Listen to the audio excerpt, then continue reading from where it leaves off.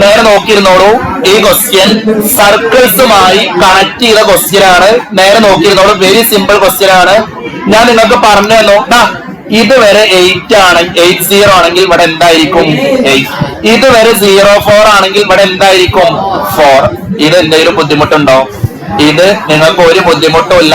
So answer what is OB 8. What is OC 4. O എത്രയെന്ന് കാണണം. നിങ്ങൾക്ക് അറിയാം, നിങ്ങൾ സ്വന്തമായിട്ട് ചെയ്തിരുന്ന ക്വസ്റ്റ്യൻ ആണ് ഇത്.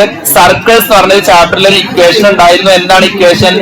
AO into OB is equal to OC square.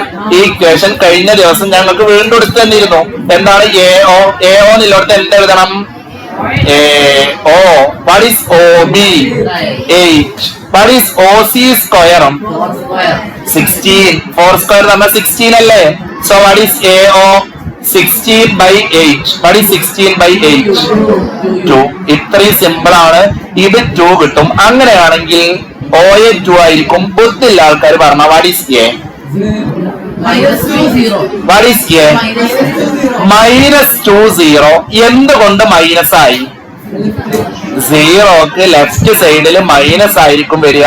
So this is -20. Clear അല്ലേ? ക്ലിയർ? യെസ്.